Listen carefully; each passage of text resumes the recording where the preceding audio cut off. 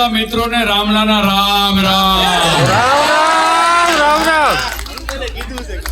આખું આખું વીતી ગયું. અંકલે કીધું છે એક્ટર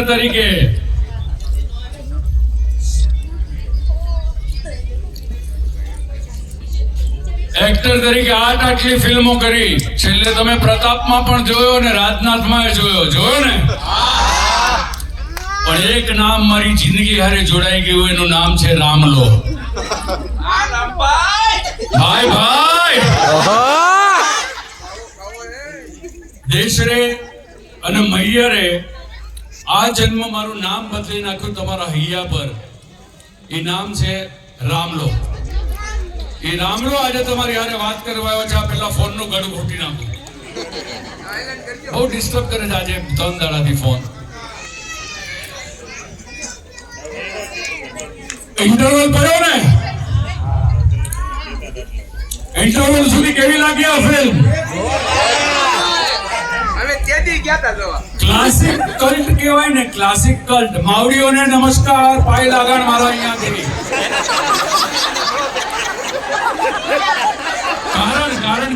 કારણ કહું છું એમના આશીર્વાદ વગર આ જણ આજે બન્યો જ ના હોત.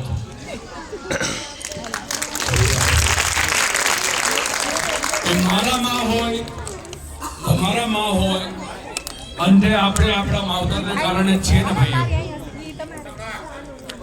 હવે એક વાત બહુ મજાની કહું પેલા, કે માવતર આપણને જન્મ આપે, આપણે મોટા થઈએ ત્યાં સુધી રાત દાડો આપણી બધી જ માંગણી પૂરી કરતા હોય.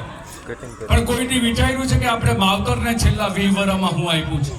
આપણે બધી જ જિંદગીની દોડધામમાં મચી પડ્યા હોય, વ્યસ્ત હોઈએ. આજે એક મોકો તમારા આંગણે ને આપણા આંગણે લઈને આવ્યો છું કે એ માવતરો જેમણે એમની જુવાનીનો સમય આ ફિલ્મો સાથે વિતાવ્યા છે, એ શમણા સાથે, એ માવતરોને તમે તમારા થિયેટરમાં લઈને આવો, એનાથી મોટી બક્ષિસ કઈ નહીં હોય. એમને એ સમય યાદ કરીને, એમને એ વખત યાદ કરીને એમના હૃદયમાં જે આનંદ હશે ને, એ આનંદ તમારા ને મારા માથે આશીર્વાદ બનીને વરસશે. એ આશીર્વાદ લેવાનો મોકો ચૂકતા નહીં ભાઈઓ. મારી માવડીઓની ઉંમરના, મારી દાદીઓની ઉંમરના બધા જ છે અહીંયા માવતરો. એમની હાજરીમાં કહું છું કે આ ફિલ્મ માત્ર તમારા સંતાનો, મારા સંતાનો, મારી પેઢી કરતા સાથે સાથે આપણી ઉપરની પેઢી માટેના છે. આપણે 2 કલાક એમને વાલથી અહીંયા લઈ આવી અને 2 કલાક 28 મિનિટ એમને આ ટુકડો જીવાડી દો. એમનો આખું અઠવાડિયું, આખો મહિનો ઉમંગમાં જશે, આનંદમાં જશે. રહી વાત આપણા સંતાનોની, તો તમારા, મારા, મારી બહેનના, મારા ભાઈના સંતાનો બધા કોન્વેન્ટમાં ભણી રહ્યા છે આજના દોરમાં. એમાં ભણતર શીખવવામાં આવે છે, ગણતર શીખવવામાં નથી આવતું, સંસ્કારો શીખવવામાં નથી આવતા. પણ આપણા આવા બચ્ચાઓને આપણા પરિવાર સહિત આ સિનેમામાં લાવીએ ને, તો જાણે અજાણે આપણા સંસ્કારો આપણે એમનામાં રોપી રહ્યા છે. થાય કે ના થાય? આપણે વર્ષોથી આપણા ગામડામાં એ લોકોને ન લઈ ગયા હોય તો એમને ગામડું કઈ રીતે બતાવી? આપણે હવે નાના નાના કુટુંબોમાં જીવતા હોઈએ તો મોટો પરિવાર શું હતો આપણે એમને કઈ રીતે બતાવીએ? આપણે એ લાગણીઓ એકબીજા માટે હું કરી ચૂકવું જોઈએ એ આપણે એમને કેવી રીતે સમજાવીએ? તો હસતા હસતા એમને આ પિક્ચર બતાવીને એ ગુણો એની અંદર આપણે રોપી શકીએ જ. એટલે તમારી ને મારી જવાબદારી 2 પેઢીને સંતોષ આપવાની છે. એક આપણા માવતરોની પેઢીને અને એક આપણી પછીની પેઢીને. મૈયર અમથું માત્ર ધંધાકીય કારણસર તમારી વચ્ચે નથી લાવ્યા અમે, પણ જે વસ્તુ છેલ્લા થોડા વર્ષોથી આપણે ચૂકતા ગયા છે આજુબાજુની જિંદગીને કારણે, આપણે ક્યાં એ લોકોને એ રંગો દેખાડીએ, એ લાગણી દેખાડીએ, એ ગીત સંગીત દેખાડીએ, એ કલ્ચર દેખાડીએ, માવતરોને લઈ આવીએ. આપણે બધા જ વ્યસ્ત છે, પણ 2-2.5 કલાકનો વખત હું તમને ઘર જીવતર આખાના આશીર્વાદ લેશો તમે લોકો. આજે આવ્યો છું 2 મિનિટ વધારે એટલે લઈશ, કારણ કે તમારા જેવો પ્રેક્ષક જ્યારે મળે ત્યારે આ હૃદયની વાત તમારા હૃદય સુધી પહોંચાડી મારી ફરજ છે. મૈયર અમે લઈને આવ્યા 3 દિવસ થયા, માત્ર સુરત નહીં, હા ભાઈઓ બહેનો મિત્રો દોસ્તો, આખા આખા ગુજરાત સૌરાષ્ટ્રમાં સુરેન્દ્રનગર જેવા નાનકડા સેન્ટરથી લઈને ઉનાથી લઈને રાજકોટથી લઈને અમદાવાદ, તમે બધાની પાસે આજે મોબાઈલ છે, તમે ચેક કરો, બુક માય શો પર બધા જ મલ્ટીપ્લેક્સીસ હાઉસ પેક છે.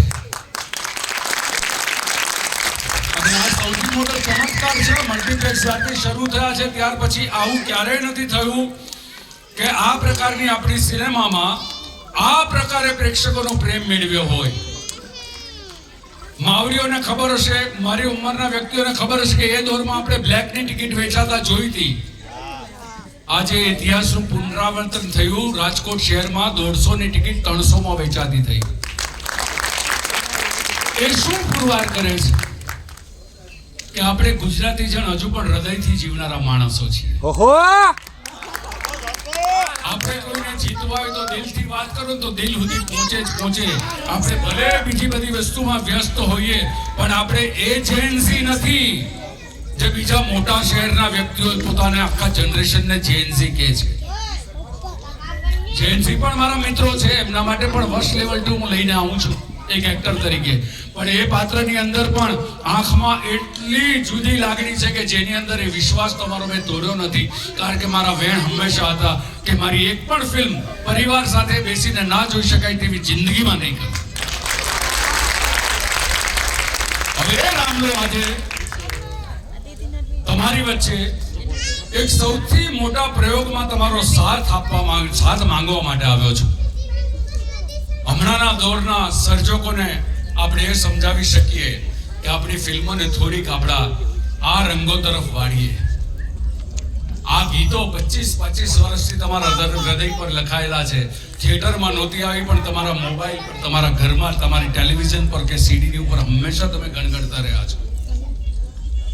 આ સંગીત જે દાયકા, 2 દાયકા, 3 દાયકા, 5 દાયકા સુધી લોકોના જીવનને અદ્ભુત ઉમંગ આપે. આ ફિલ્મ તમે લોકોએ આ 3 દિવસમાં સફળ તો કરી જ છે પણ મને નાનકડી સફળતા નથી જોઈતી. તમારા બધાનો સાથ હશે અને માવતરો, માવડીઓ તમારા આશીર્વાદ હશે તો આ ફિલ્મને આપણે એટલી મોટી સાબિત કરવી છે કે આજના દોરમાં આપણી સૈયારા આટલી મોટી થઈ શકે તો આપણી મૈયર કેમ ના થઈ શકે? થાય. એમાં પ્રેમની જ વાત હતી. એક જણ એક વ્યક્તિને પ્રેમ કરે છે અને એ વ્યાજ શક્તિ ખોઈ બેસે છે અને બીજો જણ એના માટે શું કરે છે? તો અહીંયા તમારી રત્ની તમારા રામલા માટે સત્યવાન સાવિત્રીની સાવિત્રી બનીને હસતા રમતા જો યમરાજની પાસેથી એને પાછી લાવી શકતી હોય તો એનાથી મોટી પ્રેમ કથા કઈ હોય છે? અને એ પણ મનોરંજનની સાથે તમને હસાવતા ગીતોની અંદર આટલો આનંદ આપતા છેલ્લા તમે જોજો અડધો કલાક તમે અહીંયાથી ભીના છો. આ વાતની મારી ખાતરી છે. માટે 2 જ વાક્યમાં હું ફરી પાછું કહીશ કે અમે તમારા માટે આ બક્ષિસ લઈને આવ્યા છે. તમે તમારા માવતરોને અને તમારા સંતાનોને આ બક્ષિસ આપો. અને આ શક્તિ જે દિવસે આપણે ભેગા થઈશું ને ત્યારે ફરી પાછી આ જ પ્રકારની સંસ્કારોની ફિલ્મો તરફ આપણે આ આખી દિશાને વાળી શકીશું. અને મને ખાતરી છે કે તમારો સાથ મારી સાથે છો. કારણ કે હું જે કંઈ પણ છું છેલ્લા 30 વર્ષમાં એ હું નથી, તમારી શક્તિ મારી પાછળ છે અને એમની પાસે આજે એ માંગવા માટે આવ્યો છું. તમારા આશીર્વાદ, તમારો એ પ્રેમ, તમારી હાજરી અને એક દિશા આપણા આવનારા જનરેશન માટે. Thank you very much. આની સાથે સાથે એક એવા જણને તમારી સામે લઈને આવો. કોણ કે માત્ર ભણવાથી શ્રેષ્ઠ સર્જક બની શકે? સૌરાષ્ટ્ર કાઠિયાવાડ સાથે આપણે ક્યાંક જોડાયેલા છે. એક નાનકડા ભાવનગરની બાજુના નાનકડા ગામની અંદર 4થું ધોરણ માંડ ભણેલો એક માણસ ગાય ભેંસો ચરાવતા એક સપનું લઈને સુરત શહેરમાં આવે અને હીરાની ઘંટી પર મજૂરી કરતા એક માણસ જો જસવંત ગાંગાણી બની શકે, દરેક માણસ જો એના સપનાની પાછળ સંઘર્ષ હૃદયથી કરે ને તો ઈશ્વર એ આશીર્વાદ આપવા બેઠો છે માવતરોની સાથે. એ જસવંત ગાંગાણીયા ફિલ્મના સર્જક જેમણે આ અદ્ભુત કથા, આ અદ્ભુત ગીતો, એમને માઇક આપું છું. તમારી સાથે 2 વેણ કહેશે. નમસ્કાર. જેમ મિતેનભાઈ વાત કરી એમ આ મૂવીની અંદર મારા બ્રધર રાજુભાઈ ગાંગાણી અને હિતેનભાઈ અરિયનભાઈ બારોટ ગાયક હતા. આ વાર્તા બનાવવામાં 2001ની સાલમાં આપણે આ મયર રિલીઝ થઈ. એ સમયમાં ગુજરાતી ફિલ્મો લગભગ 15, 20, 25 લાખમાં કમ્પ્લીટ થઈ જતી. મયરમાં મનડું નથી લાગતું એ ટાઈમે આપણે 1 કરોડ ને 40 લાખમાં બનાવી હતી હિન્દી ટેકનોલોજીની સાથે. એના ગીતો, એનું બેકગ્રાઉન્ડ મ્યુઝિક, એની વાર્તા. આ વાર્તા એ કહે છે કે સંયુક્ત ફેમિલીમાં રહેવાનું ફીલ શું હોય, કાકા કાકી કે બધાની સાથે રહીને એક રતન ચુલબુલી છોકરીની સાથે જે ઘટના થાય છે તો અમારી દીકરીનો અડીખમ આત્મવિશ્વાસ ક્યાં સુધી લઈ જાય. એટલે આની અંદર બહુ બધા મેસેજ પણ છે અને લગભગ આપ બધાએ કદાચ ટીવીમાં જોયેલી હોય એટલે ખ્યાલ જ છે. તો આ સબ્જેક્ટને 25 વર્ષ પછી પણ જો આટલો પ્રેમ મળ્યો હોય, દરેક સિનેમાઓ હાઉસફુલ છે 3 દિવસથી સતત, તો 2001માં રિલીઝ કરી ત્યાર કરતાં પણ ડબલ પ્રેમ મળ્યો. તો આના તારીફ માટે તો મારી પાસે શબ્દો નથી, પણ ફક્ત ને ફક્ત એક એઝ એ આપણો તમારો Kathiawadi Jashvant Gangani as a director writer આપ સૌને વંદન કરે છે, નમન કરે છે. ધન્યવાદ. આ ફિલ્મના આપણા ડોક્ટર જે હિતેનભાઈનું ઓપરેશન કરે છે, જે એનો બ્રધરનો રોલ છે, એવા આપણે નિલેશભાઈ સુખડિયાને આપું છું. કેમ છો? મજામાં હો. નિલેશ સુખડિયા, આ ફિલ્મમાં તમે જોયું હશે ડોક્ટર અશોક. હજુ ઇન્ટરવલ સુધી પહોંચ્યા છો ને, તો એન્ડ સુધીમાં એક્ઝેક્ટલી મારું જે કામ છે એ તમને ખબર પડશે. રસોડો તો છું, તમારી સાથેનો છું, સુરતી છોકરો. તો બસ આ રીતે ફિલ્મ માણતા રહો, સક્સેસ એની વધારતા રહો, બસ પરિવાર સાથે, અને ફૂલ એન્જોય કરો. Thank you so much.